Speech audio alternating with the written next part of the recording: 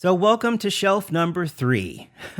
it's a little bit of a hodgepodge, as you can kind of tell. I've got some Mystery Science Theater stuff, I've got some RiffTrax stuff, and then mostly it's the other in the category of the Star Trek II Wrath of Khan 25th anniversary set. So basically, because this sits right behind me at eye level, so when I sit down, when I turn around, this is what I see, and this is. I just like having the Mystery Science Theater and RiffTrax stuff right there. We'll go over where these came from right now. We'll get this out of the way first. This is from the Amityville Live show. The Evil Escapes. Rift live in movie theaters Tuesday, October the 26th. This was 2 years ago. And we went live down there to see them. We did the VIP experience and got to see the guys again. We've talked to them and met with them for the VIP experience maybe five times, maybe 6 times. And it's always been wonderful. They remember us, which is I guess means a lot to me. Kevin Murphy, Michael J. Nelson, Bill Corbett, the people that I watched during the most vulnerable years of my life, which was college. And meeting these guys and them being as wonderful and as fun-loving and as caring as I had hoped they would be. It's just so much fun, and I'm very grateful that I get to meet them. So next, we've got our set of 4 coins, which is soon to be a set of 5 coins from RiffTrax. Mary Jo, oops, and these feet really suck. I need a new holder. Mary Jo and Bridget Nelson are going to be featured on a coin. So I'm very excited for that. That's coming by the end of the year, probably, I would assume. But we've got Mike Nelson, Kevin Murphy, Bill Corbett, and Disembadio here. He's the voice that they use when you are trying to keep your movie in sync. When you've bought an MP3 of a popular movie that they've not gotten the rights to put on their website, but they are still riffing. They have a program that allows you to sync up the riff with the movie, and Disembadio here will sometimes say a line of the movie to keep you in sync. So that's basically the point of them. So here's the guys in coin form.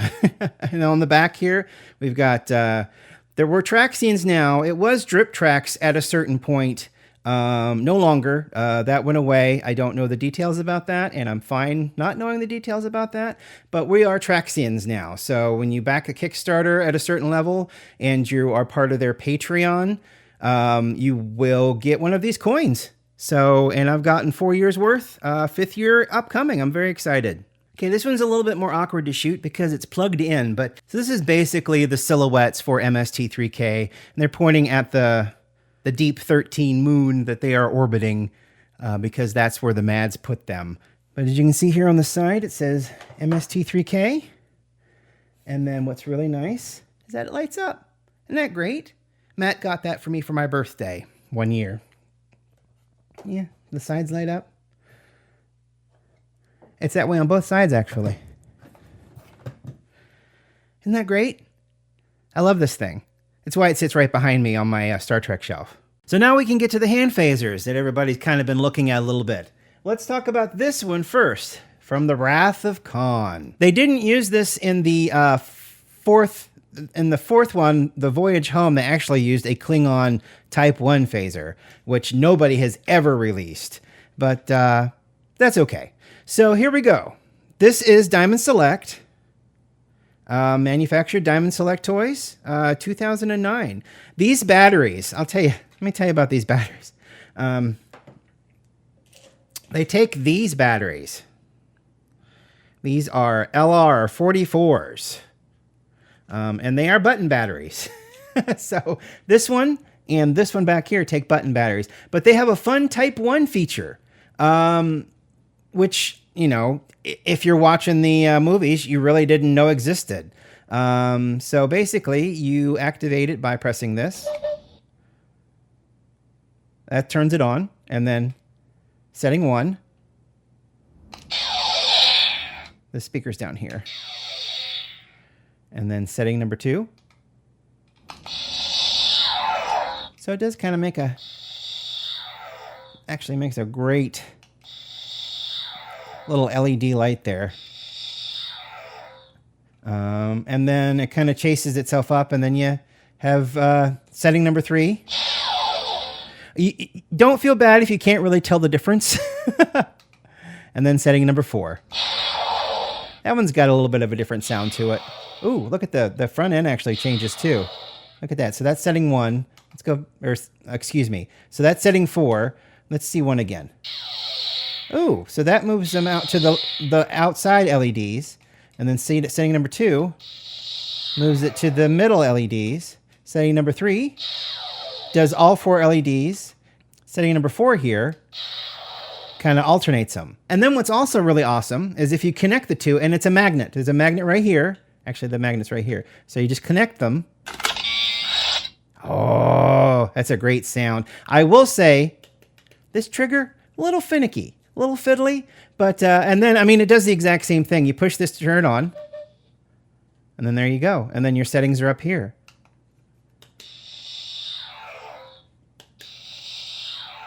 Yeah, isn't that great? It's a great phaser. And then we get to Star Trek 5 and 6 with this hand phaser. It takes the exact same batteries down here, which is a pain in the butt, but it also has a Type 1 phaser in it. This kind of goes back to the old school Type 1 phaser, or Type 1 and Type 2 phaser. And this one's a little fiddly to get back in. But it goes back to the old school Type 1 and Type 2 phasers where they're integrated like this. But again, you never really see the Type 1 phaser. And it comes on like this. There, it's on. I will say this is a little less... this seems a little bit more clunky. I mean, that's no setting. And then you put it on as your first setting. And the lights kind of do that. And then setting number 2. Sound like that. And they kind of sound like that. And then you setting number 3. A little bit stronger. And you got setting number 4. And the lighting doesn't really change as nicely as the other one does. And then you can connect it. You kind of slot it in here. And it makes a noise. So, and then the trigger has control. And then it's basically the same sounds. And then the LED lights up here. It is very similar to the old school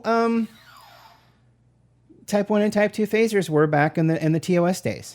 So this hand phaser is from The Cage, the pilot episode from TOS. And it's quite heavy, actually, for the plastic that it is. And, you know, I think they mentioned that these were typewriter keys on the typewriters. For those that don't know, a typewriter... Anyway, so it's really kind of cool because it's got the old school sounds. You hold it down, it keeps going, and it's great. And then it's got setting number 2 where you twist. And then it's got a different sound. It's very straightforward, very simple. It's got a little sight here that's, I mean, whatever, you know. But yeah, it's actually a great little piece of track. And I think this is from Playmates. Yeah, so Playmates put out quite a few hand phasers. And, you know, the screw holes are there, but they're very minimal. You put the batteries in back here. You unscrew this slides out, and it takes 2 AA batteries, which is basically the way it should be. I mean, farting around with the button batteries, ugh, my gosh, what a pain in the keister. But, yeah, it's got a very nice light in it. Yeah, and 2 sounds. It's absolutely wonderful. This is an assault phaser, basically. I think they had this in 6. You know what? I'm going back in my head, and I'm saying to myself that I was incredibly wrong. This is from 3, because this is the hand phaser that Uhura uses to hold that little smart mouth punk at gunpoint when he says, "You're old." So yeah, so this is from Star Trek 3. I'm sorry, I was completely wrong. This is from 5 and 6. It's an assault hand phaser. It actually has a clip, which is a little disturbing. But you take your AA batteries, slide them in like that. I think I got them right. And then you just plop them in there, and then you switch it on. Right? Or did I put them in wrong? I might have put it in mine upside down, I guess. Or this thing is just broken. These batteries aren't dead that I'm aware of. I mean, I just pulled them out of the box. So, yeah, I'm afraid that this, unfortunately, seems to have bit the dust. Which doesn't make much sense because there's no corrosion or anything anywhere. It's just, unfortunately, she's dead, Jim. But that's okay. It's a very cool prop. I really like it. Like I said, a little disturbing about the clip. You know, that's kind of weird. But, I mean, it's a great way to present the batteries. Here it is, without having been opened. Try me function dead. Batteries are probably pretty bad. I would assume in there anyway. But yeah, so this is it in the box. I've not taken this one out. This one came out of the box. But this one, in box. And so turn the knob for settings, slide back the housing before firing. Press the trigger to fire. Removable battery clip prevents unauthorized use. Wow. As seen in Star Trek V and Star Trek 6. Okay, so I was completely backwards when I said that this was from 5 and 6. This is from 3. Because like I said, Uhura uses this to get the Mr. Adventure into the closet. So we got one last hand phaser. And this hand phaser is very special to me. My Uncle Woodchuck made this for me on a trip to go visit. He lives in Florida. This was done in 2012, and that's my Uncle Chuck's signature he put on that. Little Type 1 hand phaser, hand carved, machined, smooth as all get out. And then here's the Type 2 body, and it's just an earth magnet. They fit right together. Is that not the most amazing thing ever? It is my favorite piece in my collection. I will never paint it. Look, even the fins back here for cooling. He even had that done. And then the little twisty dial for selecting settings. And then the settings dial up here. And then the little settings things for the crystals here that are inside and then the emitter. I mean, and then the emitter's got a hole in it. I mean, look at just the detail he did on this in just 3 or 4 days. I mean, this is 3 or 4 days of work for him. He just turned it out and it just looks so fantastic. And it's just perfect. I love this thing. This thing is my favorite. It's my favorite hand phaser that I own. I just love it. No dusting needed. It's made of wood. We are now to the figures. And I will spare you the loud noise associated with this person every time he is brought up. So this is Khan with Ceti Alpha 5 gear. So you've got, actually the Ceti eel is loose, which is really scary. You've got the little baby Ceti eels in their plate. Isn't that just adorable? Here's his extra glove hand and his pair of, clamp, his clamp there. Yeah, the sculpt of Ricardo Montalban is actually incredibly well done.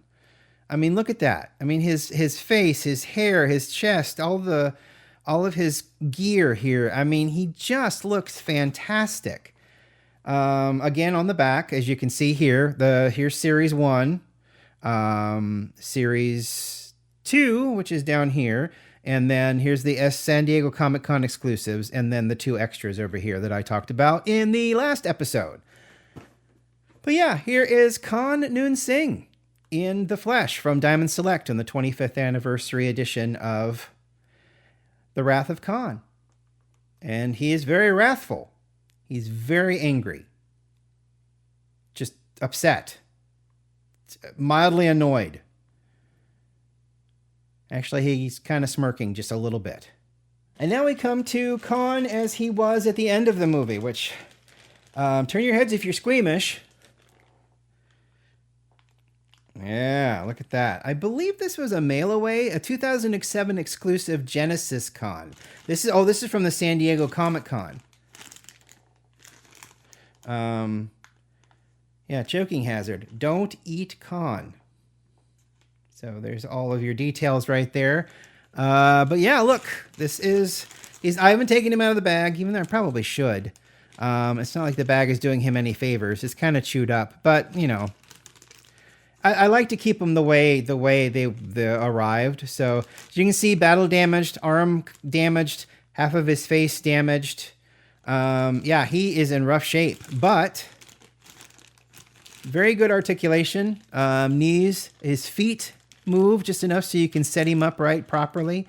Arms, elbow twists at the above elbow joint. His hands move very well. This one no longer does.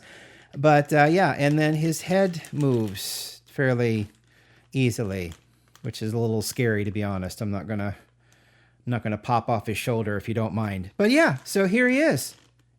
Look at the back. Look at that hair. That hair is just, his hair is perfect. He just got charred in his face. His arm no longer works. But you know what? That hair, just coiffed like crazy. But yeah, this is Genesis Khan, as seen at the end of the movie. Spoilers. Now this unwieldy thing that won't stand up for the life of it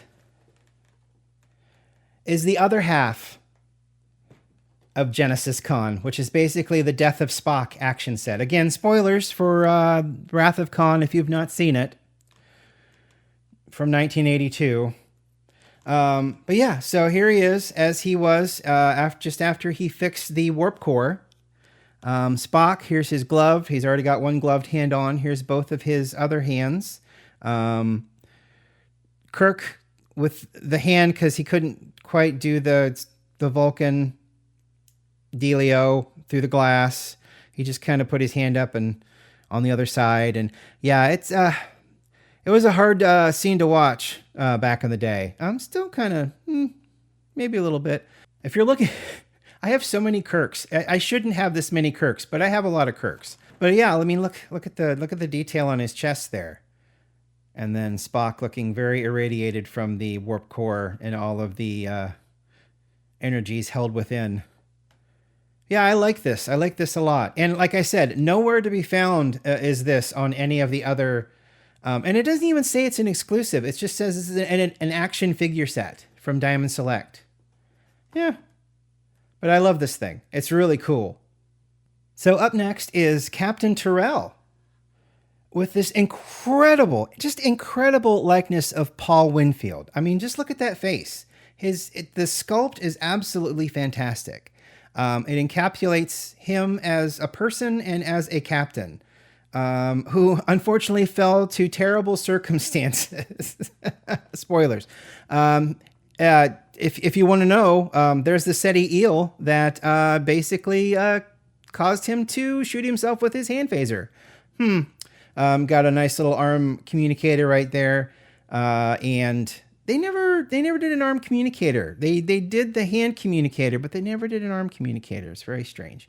But yeah, so this is Captain Terrell, Paul Winfield, who is the captain of the Reliant. A lot of people forget that because it's basically Khan throughout the entire movie as the captain of the ship. And it's not. It's Captain Terrell. He's not the captain of the ship for very long. So, I mean, it's easy to forget. This is Paul Winfield as Captain Terrell, and he looks absolutely wonderful. Now, let's talk about Lieutenant Saavik. Several different things about Lieutenant Saavik. One, apparently she was incredibly difficult to get a hold of, even though she was Series 2. She still runs around $500 on eBay. I got very lucky. Somebody had an estate sale and they auctioned off a bunch of things on eBay, and I was able to get this one for $150, which may seem like a lot, but you know, it was the last piece in my set that I was really looking forward to trying to get a hold of. But yeah, so this is, of course, Kirstie Alley as Lieutenant Saavik. Yeah, I mean, the price that she still fetches on eBay is absolutely nuts. It doesn't make much sense to me. But then again, she's the only one that comes with a tricorder. That's the tricorder that she uses when they're on Space Lab Regular 1. There's her communicator. She's got a Vulcan salute with very dainty fingers. And yeah, so I mean, she's a great looking figure. I think the likeness is very good. A very young Kirstie Alley, doing the lieutenant thing. Okay, so let's talk about the other Kirk in the room. This is, of course, a double cross Kirk, which is a very interesting way to put it. Basically, this is the bloodstain from where Scotty's nephew, Peter Preston, grabbed Kirk's tunic here and asked if the word was given for warp speed, and then passed away. Another very sad, and if you watch the director's cut, there's a lot more of Peter Preston in the director's cut, other than just initially, and I think you actually learn that is Scotty's nephew, rather than it just being some random young person that he carries up to the bridge and then carries to sickbay and then cries when he dies. You know, I mean, there's just no context to that in the original movie as it's presented. You get a little bit more of that in the director's cut. But yeah, so, and then this is what he's wearing when he's talking to Khan on screen, where he's going to give him the Genesis information, when in actuality they use the prefix code in order to get him to lower his shields. And there's his glasses. You can almost see him here. Those are the glasses that he was given by Bones at the beginning of the movie, instead of getting Red Nox 5, which he's allergic to. But if you'd saw the movie, you'd know that. All right, we're almost home. Here is the coolest coat ever. And I'm not just saying that. This coat is just fantastic. I love this. I love seeing people cosplaying with this coat. You can see he's got his little communicator that he's holding, the wrist communicator he's holding onto when he's screaming at Khan bloodsucker. You know, that part. This coat is, I love this away jacket. This regular one, Kirk. I love this away jacket. Bones is wearing it. Of course, Saavik is wearing it when they're down on Space Lab Regular One. Yeah, I just love this coat. The little patch here with the Starfleet insignia. Yeah, I mean, the coat's just fantastic. There's a little detail right here where there's a strap for if you wanted to bring the 80s collar together, you know, because it's cold, I guess. I don't know. It's just a wonderful coat. Definitely one of my favorite figures out of the whole set. And now we come to the end of shelf number 3 with these mini-mates. And if I were to say I disliked any part of my collection, these mini-mates are the bane of my existence. Diamond Select and Art Asylum went into these, which are basically little Lego figures. I mean, that's what they are. They're little Lego figures, but stylized. Kirk's in his field jacket, which is the regular one jacket that I just showed you. And then, of course, there's Khan. They're fine. It's just that the problem is they moved from making these wonderful, big, chunky figures that had wonderful articulation and looked great, and moved to these things. And as you can see, there were 4 in this set, but they did quite a few more. And it's not for me. I saw it. It's Star Trek II, which I am a huge fan of, obviously. And I thought, well, I'll just get it. And then, meh, I mean, it sits on my shelf. It's Star Trek and it sits on my shelf. The font's not even right. I mean, look at the font over here. And then look at this font. This is just the Star Trek font. I mean, from TOS. So, and you can see there's Spock on that side. There's Kirk on that side with that. Look at that jaw. Ugh. They're just ugly. But I collected it. So there you go. And now that we're done with that, hey, let's get to cleaning.